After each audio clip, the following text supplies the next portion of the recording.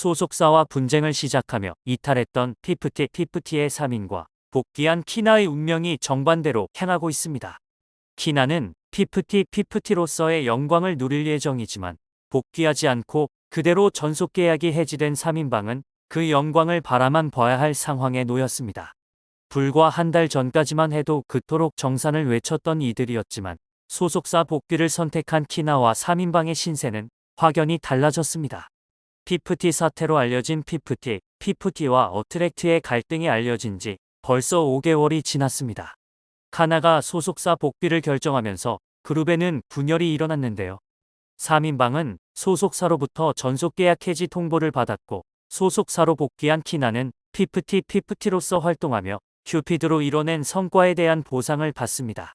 또한 2023 빌보드 뮤직 어워드 톱 듀오 그룹과 톱 글로벌 K-팝송 부문 후보에 올라 키나는 시상식에 참석하게 됩니다.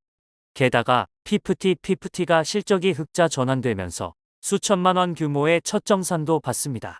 소속사 어트랙트 관계자는 피프티의 음원 수익 정산이 곧 이뤄질 예정이라고 밝혔습니다. 키나의 첫 정산금이 수천만 원이 될 것이라는 예상에 대해서는 구체적인 금액을 공개하기는 곤란하다라고 답했는데요. 어트랙트는 피프티 활동을 통해 발생한 수익을 공제 등을 거쳐 키나에게 정산금으로 지급할 계획이라고 합니다. 피프티의 이번 음원 수익 정산은 히트곡 큐피드의 음원 수익이 대부분이었습니다.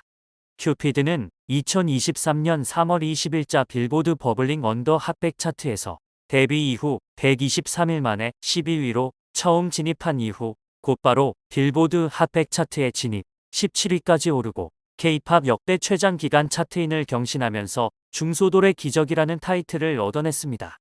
큐피드는 빌보드 핫100 차트는 물론 스포티파이 영국, 오피셜 톱100 차트 등에서도 기록적인 순위를 경신했습니다. 이와 관련 전홍준 대표는 큐피드에 대한 국내 음원 수익 정산이 지난 6월쯤에 조금 들어온 걸로 알고 있다.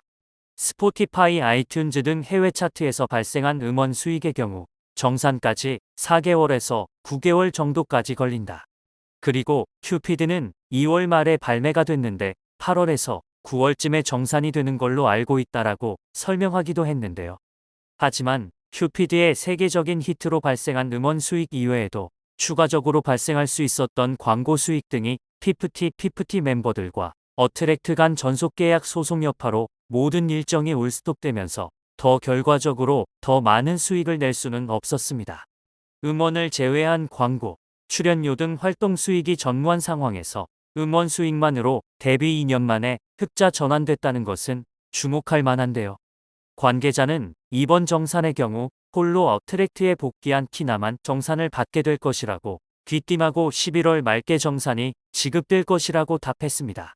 어트랙트에서의 3년을 포함해 7년 연습생 기간을 거친 데다 전속계약 갈등 등으로 힘든 시기를 오랫동안 거친 키나의 데뷔 첫 정산이라는 점에서 남다른 의미가 있는 듯 합니다. 키나 역시 이번 정산과 관련 최근 전홍준 대표를 만나 정말 감사합니다라고 답하며 다음 활동을 위한 준비를 위해 열심히 노력하겠다고 각오를 다졌다는 후문입니다. 키나를 포함한 피프티 2기의 새 출발도 예정되어 있습니다. 소속사 어트랙트는 키나를 중심으로 피프티를 재정비하기로 결정했습니다.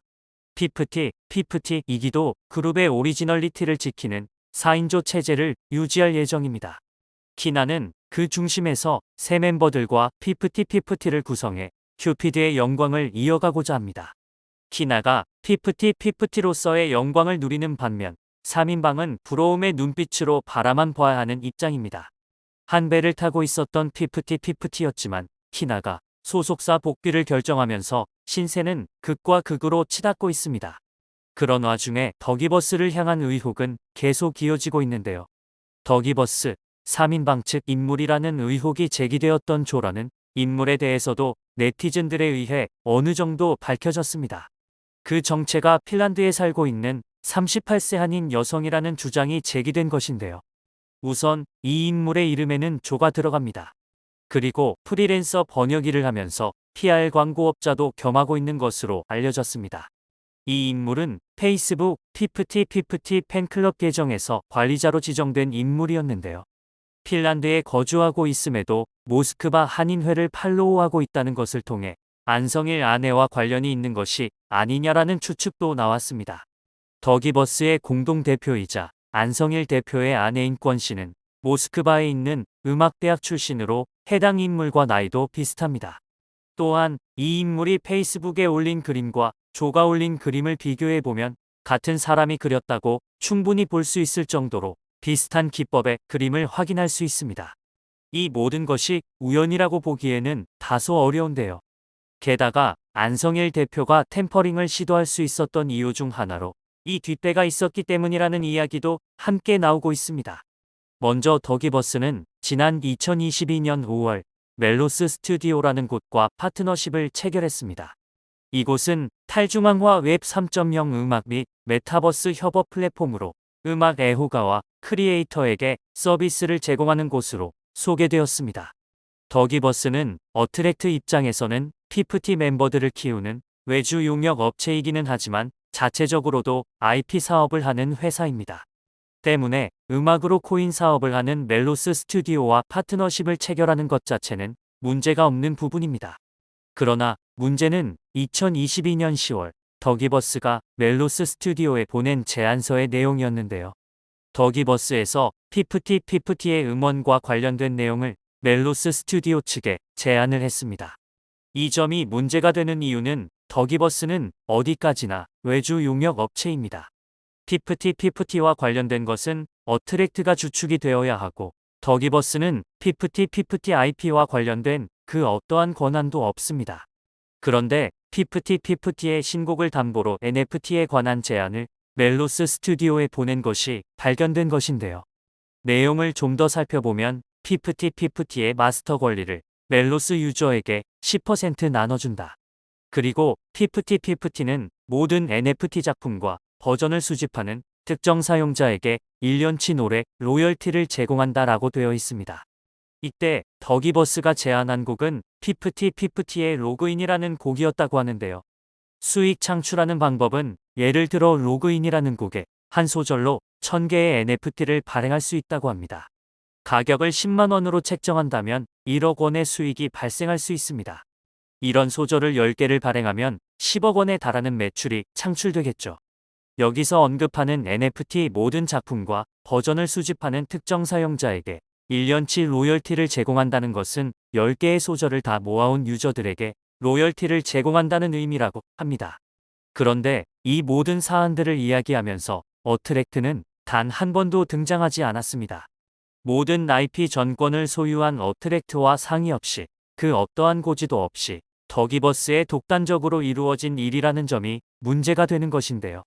게다가 그 시점이 바로 2022년 10월이었다는 것이 밝혀지며 템퍼링 시점이 큐피드 이후라고 추측되던 상황에 반전이 일어났습니다. 당시의 피프티 앨범은 성공하지 못했었는데요. 이로 인해 피프티 멤버들이 큐피드로 잘 되든 되지 않든 일단 피프티의 IP와 멤버들의 활동을 통해서 더기버스가 수익을 창출하려는 시도를 했다라는 것을 알 수 있습니다. 다만 이 자료만 가지고 완벽하게 문제 삼기는 어렵다는 지적도 있는데요. 이 NFT 발행을 통해서 수익을 받는 주체가 적혀 있지 않기 때문입니다. 즉, 더기버스에서 수익을 발생시킨 이후에 어트랙트에 주려고 했다라고 빠져나갈 구멍이 있다는 것입니다. 하지만 이후 멜로스 스튜디오 관계자와 더기버스 직원 간에 나눴던 대화에서 이들에게 어트랙트는 정말 안중에도 없었다는 정황이 포착됩니다. 대화를 살펴보면 곡을 코인화시키는 것은 무료다. 크리에이터 수수료는 5%, 더기버스와 멜로스의 분할 0.1 이더리움 이렇게 되어 있습니다. 여기서 핵심 내용은 멜로스와 더기버스 분할이라는 부분인데요. 이 수익에 대해서도 더기버스가 가져간다는 의미입니다. 그리고 이 대화 과정에서도 역시나 어트랙트에 대한 언급은 단 한 차례도 나오지 않았다고 합니다. 그런데 여기서 나오는 또 하나의 뒷배가 있습니다. 현재 네티즌들이 추측하고 있는 것은 더기버스에 100억을 투자한 교보문고인데요. 네티즌들은 아무 성과도 못 냈던 매출 6억의 외주업체에 덜컥 100억이나 투자한 것에 대해 의문을 가졌습니다. 교보문고는 더기버스에 100억 원을 투자하며 더기버스 지분 29.8%를 확보했습니다. 교보문고가 콘텐츠 개발업체 더기버스에 투자한 건 본격적인 음원 IP 사업을 펼치기 위해서였다고 알려져 있는데요. 교보문고는 IP가 미래 먹거리라고 판단하고 꾸준히 영역을 확장해 왔습니다. 교보문고는 서점을 넘어 예술문화 기업으로 거듭나기 위해 음원 시장 투자를 검토해 왔고 더기버스의 성장 가능성을 보고 투자를 단행한 것으로 공식적으로는 알려져 있습니다. 여기서 네티즌들은 의문을 제기했습니다. 단순히 더기버스를 엔터사로만 보고 교보가 투자한 것이 아니라는 것인데요. 안성일 대표가 NFT나 저작권, 음원 유통에 관한 사업을 제안했고 이 가능성을 보고 투자한 것이라는 거죠. 하지만 이들의 계획은 통하지 않았고 여론이 완전히 돌아서며 재판부의 판결까지 계획과 전혀 다른 방향으로 흘러갔습니다. 모든 것이 암울해 보이기만 하던 상황이 이제는 하나둘씩 풀어지고 있습니다. 이제 법적으로도 이들이 하루빨리 제대로 된 처벌을 받길 바라며 앞으로의 상황도 계속 지켜보겠습니다.